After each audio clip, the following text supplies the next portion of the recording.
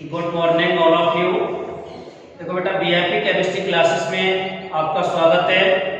और आज का बहुत ही इम्पोर्टेंट टॉपिक लिया है ऑर्गेनिक केमिस्ट्री की रूट, जिसको जड़ या बेस माना जाता है, जिसका नाम है कार्बनिक वर्गीकरण एवं नामकरण। इसमें आज हम आपको आईपीसी नाम लिखना सिखाएंगे कार्बनिक यौगिकों के। तो देखिए बेटा, सबसे पहले समझेंगे कार्बनिक यौगिकों का वर्गीकरण, क्लासिफिकेशन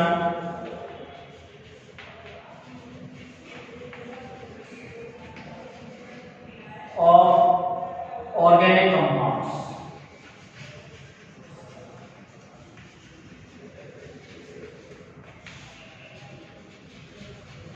कार्बनिक यौगिकों का वर्गीकरण। देखिए, कार्बनिक यौगिकों का वर्गीकरण दो वर्गों में किया गया। इसको कहते हैं open chain compound,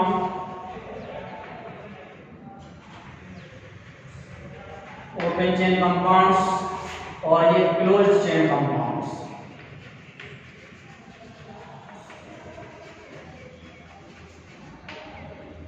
open chain compound को हम एलिफैटिक कंपाउंड्स भी कहते हैं या एसाइक्लिक, और इनको कहते हैं साइक्लिक कंपाउंड, चक्रीय यौगिक।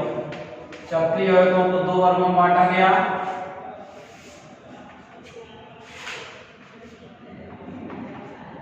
होमोसाइक्लिक कंपाउंड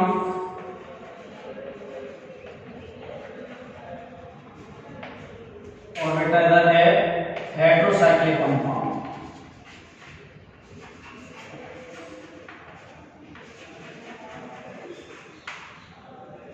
अब देखिए बेटा, होमोसाइक्लिक को फिर दो भागों में बांट दिया गया है।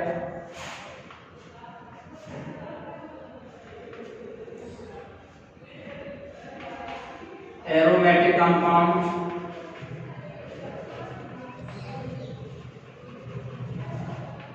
और इसको कहेंगे एलिसाइक्लिक कंपाउंड।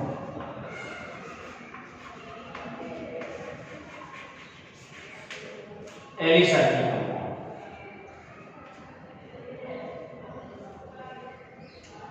यहां देखिए बेटा, समझ लीजिए, कार्बनिक यौगिकों का वर्गीकरण, क्लासिफिकेशन ऑफ ऑर्गेनिक कंपाउंड्स। कार्बनिक यौगिक कहते हैं हम, ऑर्गेनिक कंपाउंड्स कहते हैं वे यौगिक जो सजीव स्रोतों से प्राप्त होते हैं, कार्बनिक यौगिक कहलाते हैं। पहला कार्बनिक खोजा गया था जिसका नाम है यूरिया। इसकी खोज वर्जीनियस केसेस से बोलर ने की थी। नाम है NH2CO NH2, जिसको कहते हैं हम यूरिया। ये यूरिन मूत्र में यूरिक एसिड के रूप में पाया जाता है, इसलिए इसका नाम यूरिया पड़ा। और ये पहला कार्बनिक यौगिक है जिसका लैब में बनाया गया था अमोनियम साइनाइड को गर्म करके, वर्जीनियस केसेस होलर ने बनाया था। मतलब वे यौगिक जो सजीव स्रोतों से प्राप्त होते हैं कार्बनिक यौगिक कहलाते हैं। जैसे चीनी है, सुक्रोज गन्ने से प्राप्त होती है। तो इसी तरह से वे यौगिक जो कार्बन, हाइड्रोजन था, ऑक्सीजन और नाइट्रोजन से मिलकर के बनते कार्बनिक यौगिक कहलाते हैं। इट मींस इसमें कार्बन अवश्य होता है, कुछ कार्बोनेट या बाइकार्बोनेट्स को छोड़ करके। तो देखो बेटा, यहाँ कार्बनिक यौगिकों को दो वर्गों में बांटा गया, open chain compound, close chain compound. Open chain कहते हैं खुली श्रृंखला यौगिक, जैसे कार्बन परमाणुओं की श्रृंखला इस तरह से खुली ओपन होती है, तो उसको हम कहते हैं ओपन चेन कंपाउंड या एलिफैटिक कंपाउंड। जोड़ के इसको लिख देंगे CH3 CH2 CH2 CH3, open chain हो। क्लोज चेन मींस बंद श्रृंखला यौगिक। इस तरह की श्रृंखला बंद होगी या साइक्लिक होगी, या इस तरह से भी लिख सकते हैं इसको। तो ये बंद श्रृंखला यौगिक हो गए। जैसे मान लो यहाँ CH2 होगा, एक CH2 यहाँ होगा, इधर होगा, फिर CH2 इस तरह से। यही वाली चेन हमें याद रखिए हमारी। तो ये हो गया क्लोज चेन कंपाउंड। देखिए, इनको दो साइक्लिक कंपाउंड्स को दो भागों में बांटा गया, होमोसाइक्लिक एंड हेटेरोसाइक्लिक। होमोसाइक्लिक को हिंदी में कहते हैं समचक्रीय यौगिक और हेटेरोसाइक्लिक को कहते हैं विषम चक्रीय यौगिक। समचक्रीय यौगिक बेटा क्या होते हैं? वे चक्रीय यौगिक जिनकी बंध श्रृंखला में केवल कार्बन परमाणु होते हैं, जिनकी बंध श्रृंखला में केवल कार्बन परमाणु होंगे। जैसे मान के चलिए ये CH2 CH2 CH2 CH2 CH2 benzene ले रहा हूं मैं, यहाँ CH2, तो इसको कहते हैं होमोसाइक्लिक। बंध श्रृंखला में केवल कार्बन परमाणु होंगे और हेटेरोसाइक्लिक में बंध कार्बन परमाणु के अतिरिक्त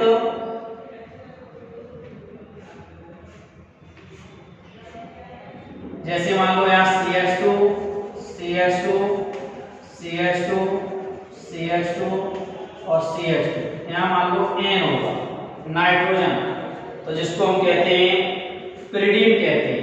इसको क्या कहेंगे? पिरिडीन। नाइट्रोजन होगा, सल्फर होगा या ऑक्सीजन होगा, तो इसको कहते हैं हेटेरोसाइक्लिक कंपाउंड। अब देखिए होमोसाइक्लिक को फिर दो भागों में बांटा गया, एरोमेटिक कंपाउंड और एलिसाइक्लिक कंपाउंड। एरोमेटिक में एरोमा मींस होता सुगंधी, तो इनमें एक विशेष प्रकार की सुगंध आती है।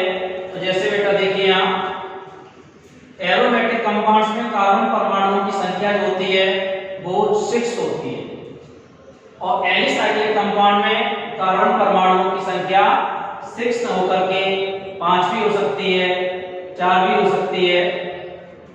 अब देखो बेटा यहाँ एलिफेटिक कंपाउंड्स क्या होते हैं, ज्वलन परीक्षण का करके देखते हैं कि जैसे आग या ज्वाला में उनको जलाते हैं तो जो धुएंदार ज्वाला के साथ जलते हैं, धुएं रहित ज्वाला के साथ, मतलब काला धुआं नहीं देंगे तो धुएं रहित ज्वाला के साथ जलते हैं, उनको हम एलिफेटिक कंपाउंड्स कहते हैं। और जो धुएंदार ज्वाला के साथ जलते हैं उन्हें हम एरोमेटिक कंपाउंड्स कहते हैं। आपने कपूर को जला के देखा होगा कैंपर को, तो ये धुएंदार ज्वाला के साथ जलता है, रोशनी उत्पन्न करता है, उन्हें एरोमेटिक कंपाउंड्स कहते हैं। एरोमेटिक में कार्बन परमाणुओं की संख्या होती है वो 6 होती है, और एलिसाइक्लिक में कार्बन परमाणु की संख्या 6 नहीं होती। समझ में आ गया होगा बेटा? ये एरोमेटिक में आपके बेंजीन है, रिसोर्सिनॉल है, फिनॉल है, ये सब आ जाएंगे, और एलिसाइक्लिक में आपका पिरिडीन है, फ्यूरेन है, थायोफीन है, पायरोल है, ये सब आते हैं, विषम चक्री कहलाते हैं।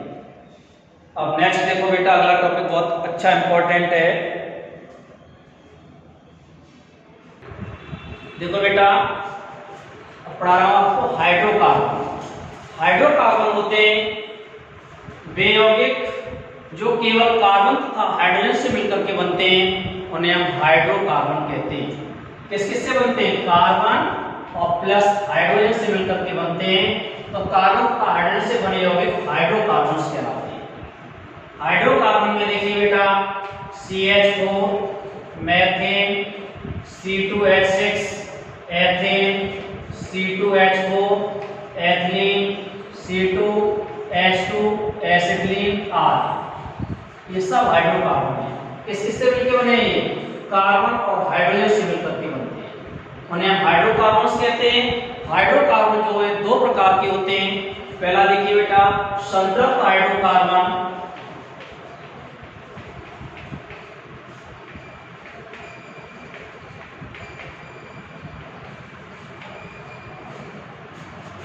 Saturated hydrocarbon.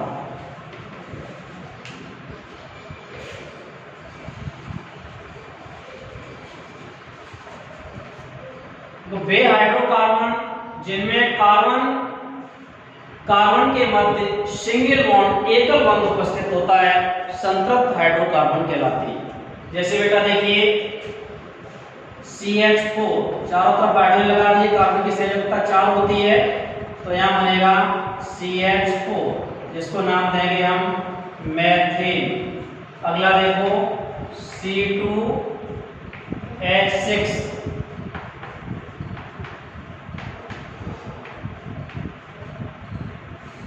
दूसरा है ये C2H6। अब देखो यहाँ कार्बन कार्बन के बीच में एक बॉन्ड है, तो जोड़ के लिखेंगे इसको CH3 single bond CH3, C2 हो गया, H6 हो गए, तो इसको नाम देंगे एक और एक, दो कार्बन को H कहते हैं, तो IUPAC नाम हो गया एथेन। अगला देखिए बेटा CH3 CH2 CH3। और देखो कार्बन कार्बन के बीच में एकल बंध है तो इसको हम कहते हैं प्रोपेन। अभी हम बताएंगे कैसे आईयूपीएसी नाम लिखते हैं। तो वे हाइड्रोकार्बन जिनमें कार्बन कार्बन परमाणुओं के मध्य एकल बंध या सिंगल बॉन्ड उपस्थित होता है संतृप्त हाइड्रोकार्बन या सैचुरेटेड हाइड्रोकार्बन कहलाते हैं। नेक्स्ट देखो बेटा दूसरा है असंतृप्त हाइड्रोकार्बन।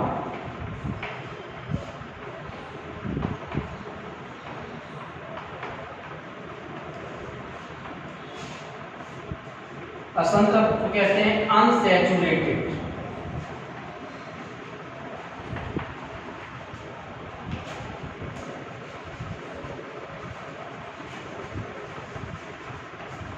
हाइड्रोकार्बन।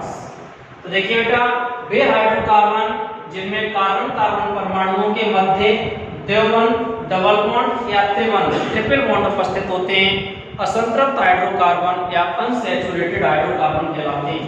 जैसे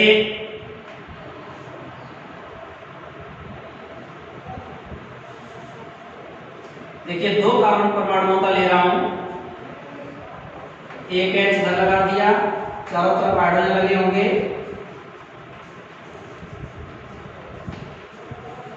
अब देखिए ये बन गया C2H6, इसको हम एथेन कहेंगे। इसमें से दो H यहां से हटा दीजिए, एक इलेक्ट्रॉन इसका एक इलेक्ट्रॉन इसका, दोनों मिलकर के साझा कर लेते हैं और यहाँ एक बॉन्ड बन जाता है जिसको हम कहते हैं डबल बॉन्ड आ गया। देखिए तो जोड़ के लिखेंगे इसको CH2 डबल बॉन्ड CH2। तो इसको नाम देते हैं या इसको ऐसे भी लिख सकते हो C2H4 और नाम देंगे इसको एथिलीन।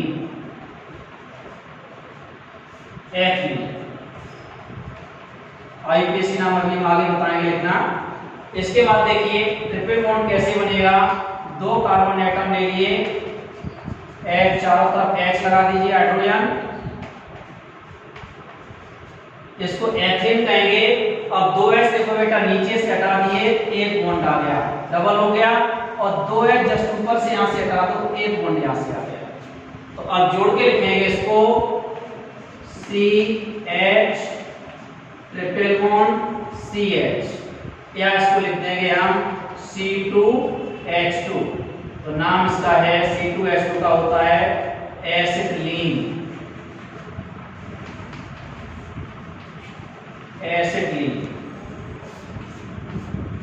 डेफिनेशन किसकी, वे हाइड्रोकार्बन जिनमें कार्बन कार्बन परमाणुओं के मध्य द्विबंध डबल बॉन्ड या कार्बन कार्बन परमाणुओं के मध्य द्विबंध ट्रिपल बॉन्ड उपस्थित होता है असंतृप्त हाइड्रोकार्बन या अनसैचुरेटेड हाइड्रोकार्बन कहलाते हैं।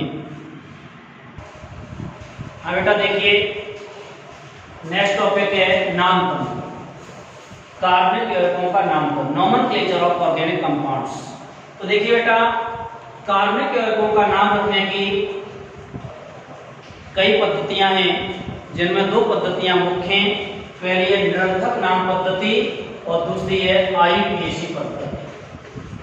इसको कहते हैं निरर्थक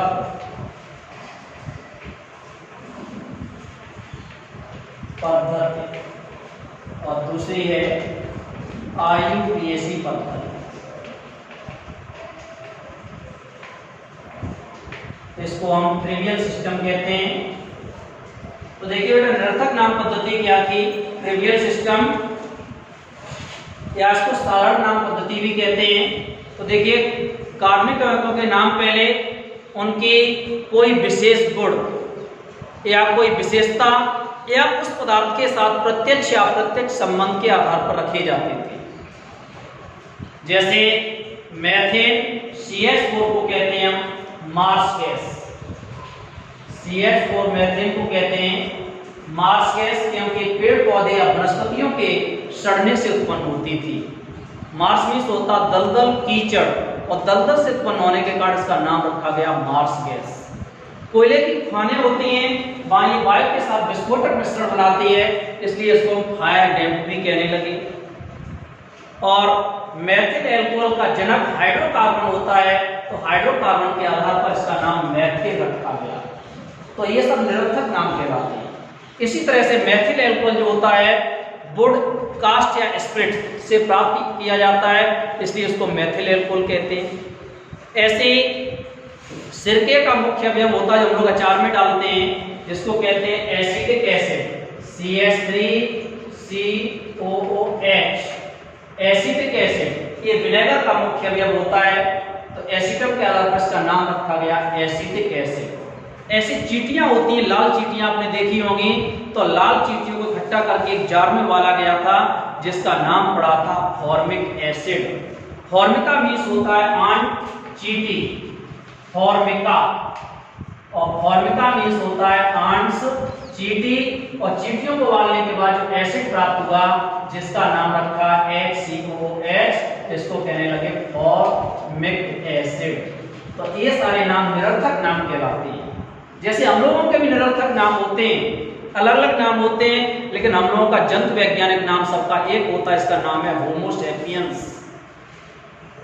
निरर्थक नाम भी जैसे कोई रंग से गोरा है तो उसको गोरा कहने लगे, गांव की भाषा में उसको भूरा कह देते हैं। काली है कोई काली कहने लगते हैं, मोटा है तो या कोई लड़की मोटी है मोटी कहने लगे उससे। तो इस तरह के नाम होते हैं, ये सब निरर्थक नाम कहलाते हैं। इसके बाद जब कार्बनिक यौगिकों की संख्या बहुत ज्यादा बढ़ गई, लाखों में ऑर्गेनिक कंपाउंड्स हो गए, अब तक लगभग 20 लाख से ज्यादा ऑर्गेनिक कंपाउंड कार्बनिक यौगिक खोजे जा चुके हैं।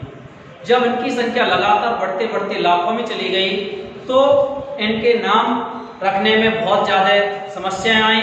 इन समस्याओं को देखते हुए अंतरराष्ट्रीय रसायनज्ञों ने जेनेवा में एक समिति बुलाई और उस समिति में एक परिमेय पद्धति प्रस्तुत की जिसका नाम रखा IUPAC नाम पद्धति।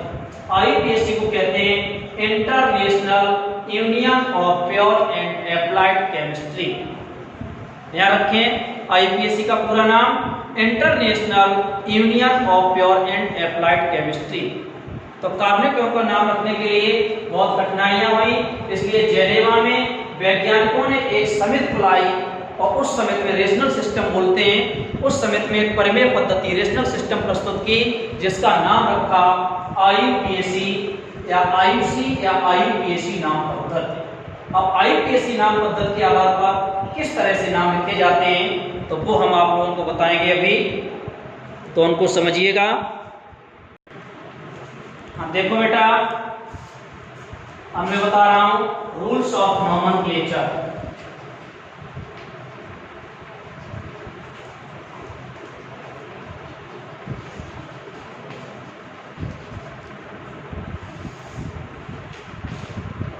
नामकरण या नाम तंत्र के नियम।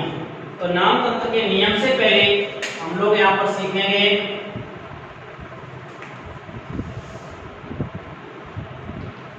देखिए नाम तंत्र के 3 नियम हैं। फर्स्ट समझ लीजिए, नंबरिंग करते समय बड़ी से बड़ी कार्बन श्रृंखला चुननी चाहिए। कार्बन परमाणुओं की श्रृंखला जो है उसको हम बड़ी से बड़ी कार्बन श्रृंखला चुनेंगे। देखिए बेटा यहाँ ये कार्बन परमाणु है,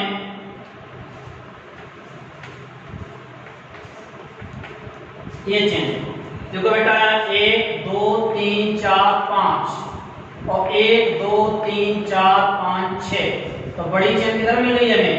नीचे की तरफ मिल गई। तो ये नंबरिंग आगे करके हम नीचे की तरफ नंबरिंग करेंगे। दूसरा नियम है नंबरिंग उस तरफ से करनी चाहिए जिस तरफ से क्रियात्मक समूह या पार्श्व श्रृंखला पास में हो, साइड चेन पास में हो।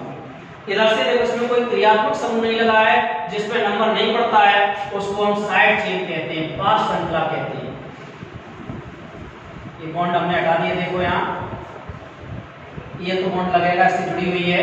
तो देखो बेटा इधर से नंबरिंग किया आपने 1 2 3 4 5 6, इधर से हमें 4 नंबर पे साइड चेन मिली है, इस पर कोई नंबर नहीं आया। और इधर से नीचे से नंबरिंग करेंगे तो देखो बेटा 1 2 3, इधर जाएंगे 4 और इधर जाएंगे 4 5 6। तो हमें साइड चेन कितने नंबर मिल गई है? 3 नंबर पे। जिधर से साइड चेन पास पड़े उधर से नंबरिंग करते हैं। तीसरा पॉइंट बेटा, नंबरिंग करते समय अंग्रेजी वर्णमाला क्रम का ध्यान रखना चाहिए।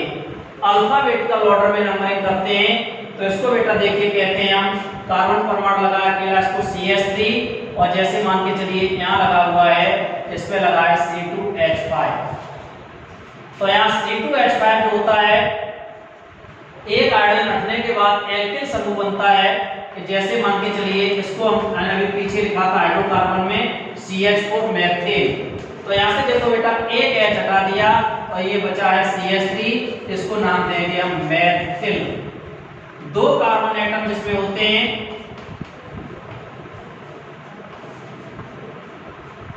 इसमें से एक H हटा दो, इसको लिखेंगे CH3 CH2, या लिखेंगे C2H5 और C2H5 को कहते हैं एथिल।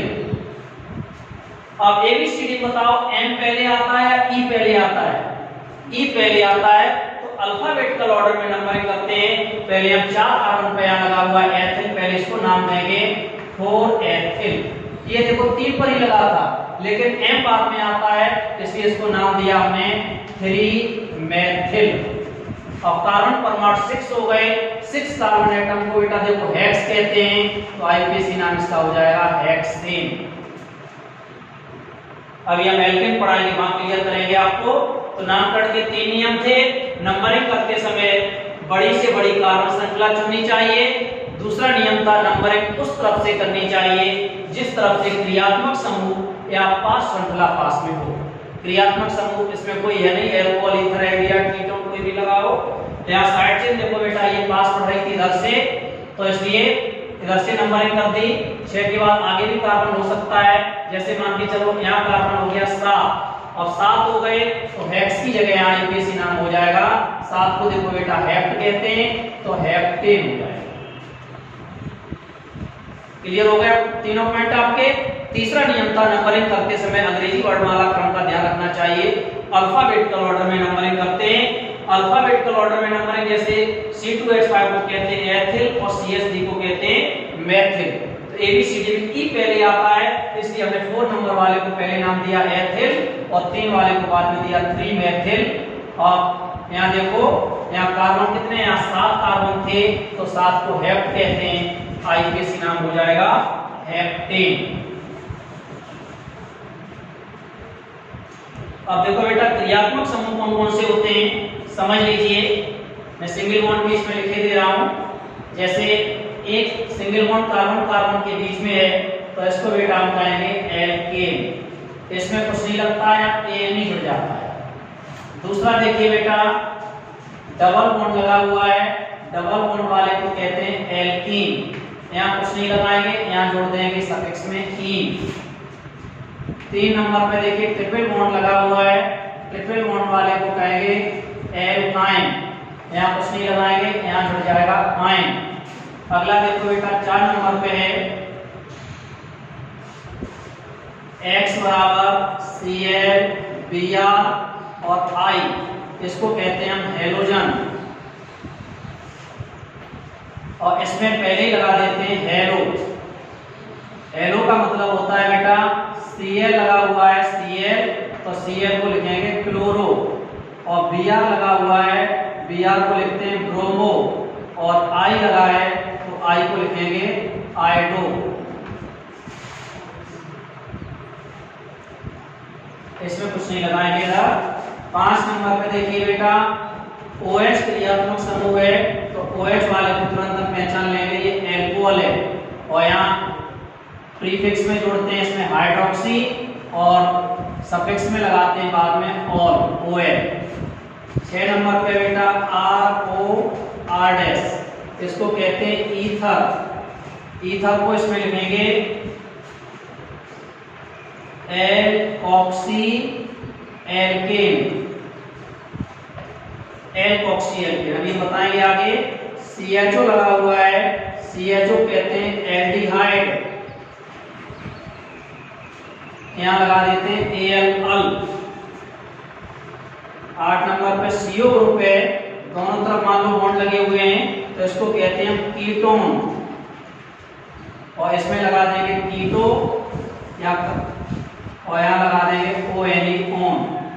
अगला देखो बेटा 9 नंबर पे है RCOO-, इसको कहते हैं एस्टर, और एस्टर में यहाँ लग जाता है OATE OH, 10 पे बेटा आएगा COOH, इसको कहते हैं कार्बोक्सिलिक एसिड,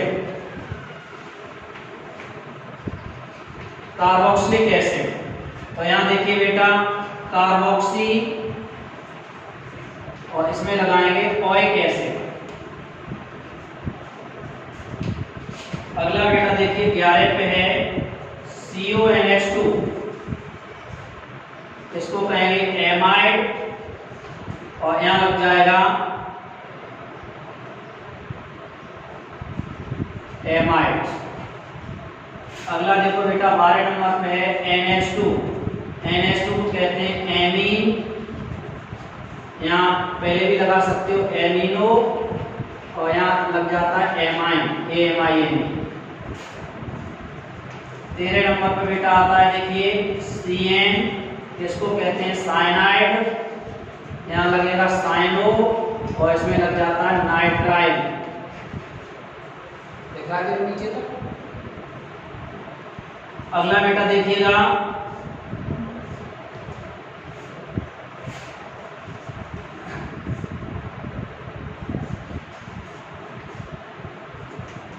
NO2, इसको लिखेंगे हम नाइट्रो, यहाँ लगा देते हैं नाइट्रो, इसमें कुछ नहीं लगाएंगे।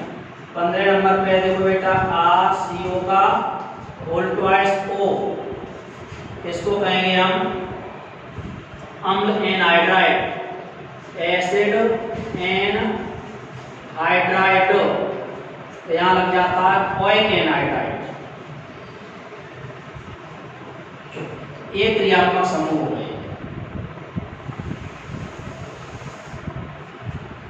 अब देखो बेटा इसमें IUPAC लिखना बता रहा हूं मैं।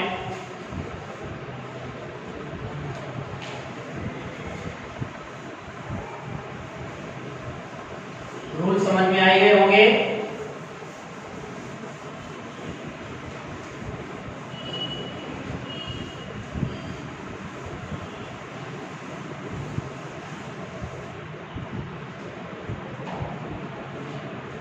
अब देखो बेटा सबसे पहले पढ़ा रहा हूं मैं आपको एल्केन।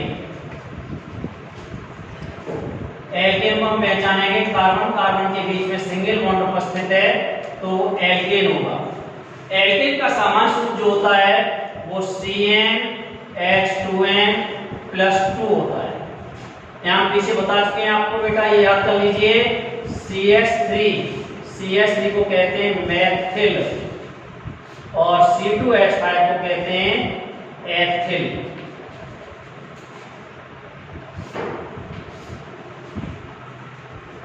साइड चेन लगी मिलेंगी आपको कई जगह।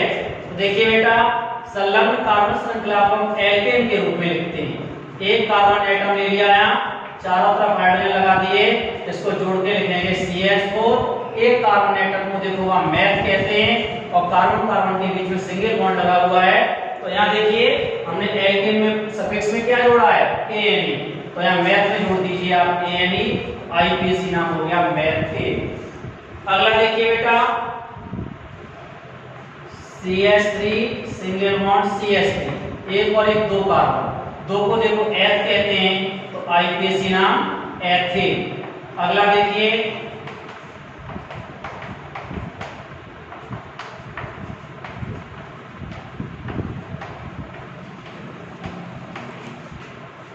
इसको जोड़ के लिखेंगे CH3 CH2 CH2 CH3।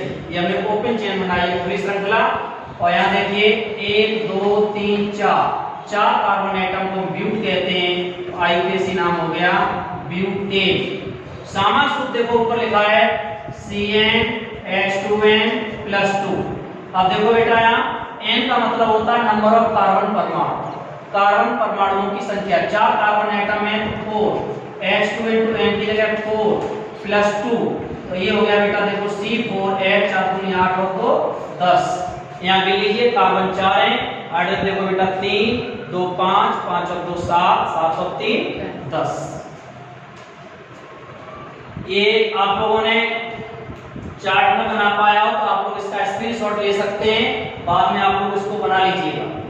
तो देखिए बेटा, क्योंकि यहाँ जगह कम पड़ रही है तो मैं इसको साफ कर रहा हूँ।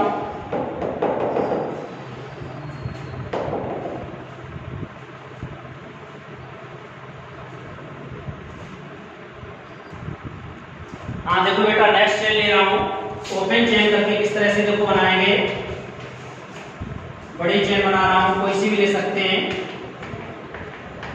ये देखिए ओपन चेन है।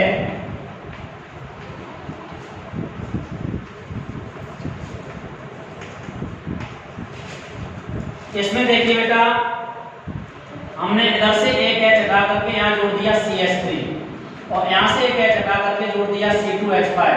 दो साइड चेन लगा दी हमने यहाँ पर, देखो C2H5।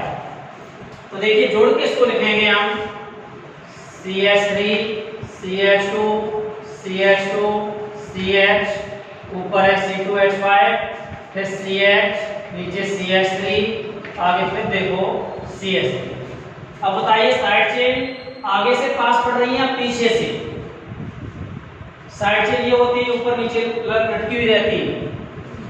पीछे से पास पड़ रही है साइड चेन तो नंबर 1 पीछे से ही होगी। दूसरा नियम था कि नंबर 1 उस तरफ से करनी चाहिए जिस तरफ से पास श्रृंखला या साइड चेन पास में हो। तो पीछे से पास है तो 1 2 3 4 5 6। अब देखो बेटा, इसको कहते हैं मैथिल और इसको कहते हैं एथिल, ये लिखा हुआ है। तो ABCD में E पहले आता है, M पहले आता है। E पहले आता है तो पहले नाम हम इसको देंगे 3 एथिल। इसके बाद मैथिल बाद में आता है तो 2 मैथिल। अब कार्बन परमाणु 6 हो गए, 6 को हेक्स कहते हैं, IUPAC नाम हो गया हेक्सेन। देखिए यहाँ 6 कार्बन को हेक्स कहते हैं, IUPAC नाम लिख देंगे हेक्सेन। आगे देखिएगा CH3 CH C2H5 CH2 CH CH3 और CH3।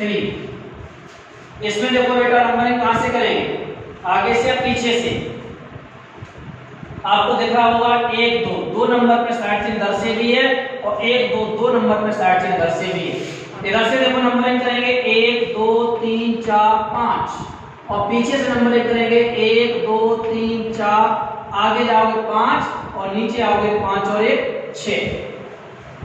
तो नंबरिंग ये वाली न होकर के नीचे की तरफ होगी, क्योंकि इधर से देखो 1 2 3 4, आगे गए 5 और नीचे आए 5 और 1 6।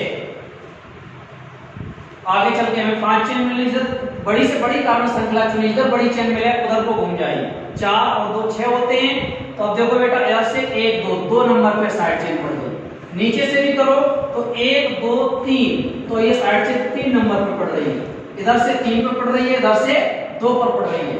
इधर से पास पड़ती है नंबर, इधर से करते हैं तो 2 पर है और एक 4 पर है, तो IUPAC नाम देंगे 2 4 डाई मैथिल। और कार्बन परमाणु यहाँ 6 है, 6 को बेटा हेक्स कहते हैं, तो IUPAC नाम हो गया हेक्सेन। 2 बार आती है चेन तो उसको डाई, और 3 बार आ जाती है ट्राई, और 4 बार आ जाती है टेट्रा बोलते हैं। एक चेन और देखिए बेटा, इसी तरह की ले रहा हूं CH3 CH2 CH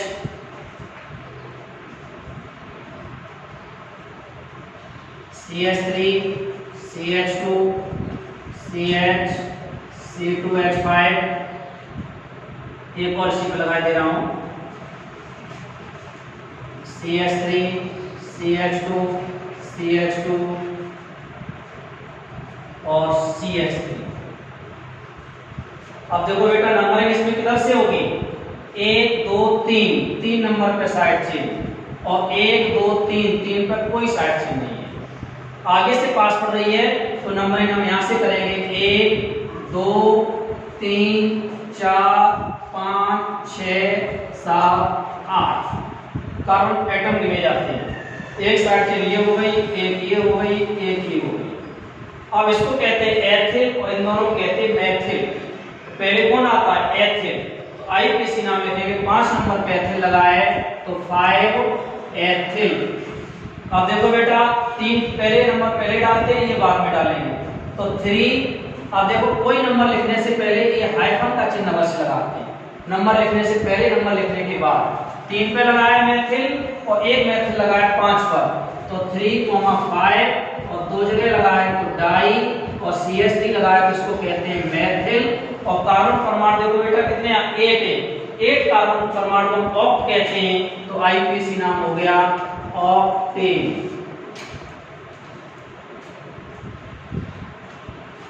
इस तरह से हम नंबरिंग कर लेंगे।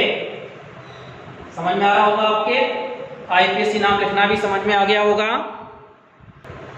देखो बेटा नेक्स्ट चेन देखिए अगली, CH3 C CH2 CH3 CH3 CH CH2 CH3 CH2 और CH3।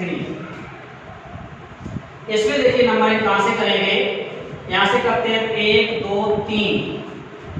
3 के बाद 3 पे साइड चलिए मिल जाएगी C2H5 बोलेंगे इसको। देखो C2H3 तो 5, 3 नंबर मिल रही है एक साइड से, 1 2 3, 3 नंबर पर 2 साइड से मिल रही है। ऊपर से करोगे 1 2 3 4 5 और यहां से करोगे 1 2 3 4 5 6, 1 2 3 4 5 6। देखिए बेटा अब नंबरिंग इसमें जिधर से साइड चेन पास करती है उधर से नंबरिंग करते हैं, और जिधर से ज्यादा साइड चेन मिल रही हो तो उधर से नंबरिंग करेंगे।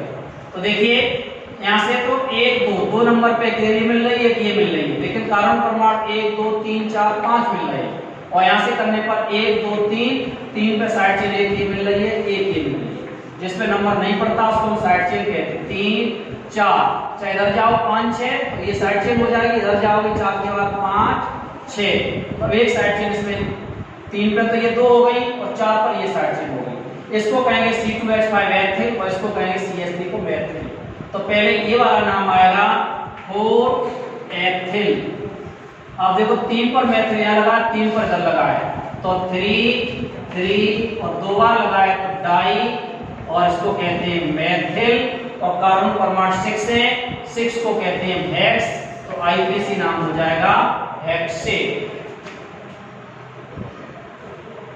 नेक्स्ट बेटा चेन देखिए,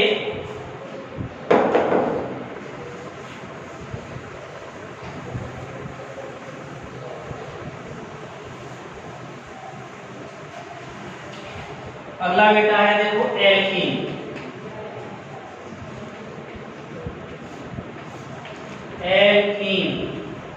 एल्कीन को हम पहचानते हैं जब कार्बन कार्बन परमाणु के बीच में डबल बॉन्ड होता है तो वो एल्कीन होता है।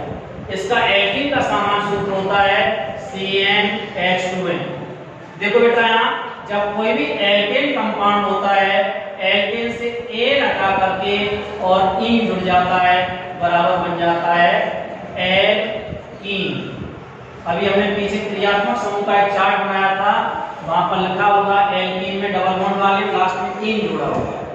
तो देखिए यहाँ 2 कार्बन एटम ले लिए, तो ये देखो बेटा बन गया एल्कीन। C2H6 को एल्केन कहते हैं। अब मैंने बताया था डबल बॉन्ड कैसे आता है, एक इलेक्ट्रॉन इसका एक इसका, क्योंकि बाइकोस पहला परमाणु क्रमांक 1 होता है, बाइकोस में इलेक्ट्रॉन भी 1 होगा, तो दोनों का एक इलेक्ट्रॉन साझा करके एक बॉन्ड बना लेते हैं, तो दोनों H हटने के बाद एक बॉन्ड आ जाता है। जब एक बॉन्ड आ गया तो जोड़ के लिखते हैं CH2 डबल बॉन्ड CH2, क्या इसको लिख देंगे हम C2H4 जोड़ के, देखो C2H2 तो 4, C2H4 को साधारण नाम कहते हैं एथिलीन। ये सिंपल नेम है, फलों को पकाने वाली गैस के नाम से जानी जाती है। और IUPAC नाम इसका हो जाता है, एक और एक 2 कार्बन है देखो यहाँ, और 2 को एथ कहते हैं, तो एथेन से बेटा एन हट के क्या जुड़ जाता है ईन, तो IUPAC नाम हो गया एथीन। अगला देखिएगा इसी तरह से CH3 CH double bond CH2, 1 2 3 carbon, 3 carbon को देखिए प्रोप कहते हैं, तो IUPAC नाम हो जाएगा प्रोपीन। एक के बाद डबल बॉन्ड है, चाहे लगाओ चाहे नहीं लगे तो 1 भी लिख सकते हो, न लिखो तो प्रोपीन। अगला देखिए बेटा CH3 CH double bond CH फिर CH3, कहीं से भी नंबरिंग कर दो इसमें, 1 2 2 के बाद डबल बॉन्ड, 1 2 2 के बाद डबल बॉन्ड, 1 2 3 4 कार्बन को ब्यूट कहते हैं, तो आईपीएसी नाम ब्यूटीन। अब देखो बेटा 2 के बाद डबल बॉन्ड है तो ब्यूटीन 2, या इसको लिख देंगे 2 ब्यूटीन। किसी तरह से आईपीएसी नाम लिख सकते हो। और सामान्य सूत्र देखो इसका CnH2n, तो सामान्य सूत्र हम कैसे निकालेंगे, n नंबर ऑफ कार्बन परमाणु, कार्बन कितने इसमें 4 हैं, तो C4H2 * n की जगह 4, तो ये हो गया C4H8। तो यहाँ काउंट कर लीजिए, कार्बन देखो 4 नंबर पढ़ाइए, H3 1 4 1 5 5 और 3 8, कार्बन 4 है, हाइड्रोजन 8 है, तो इसको कहेंगे हम C4H8। और देखो बेटा नेक्स्ट चेन ले रहा हूं एल्कीन की,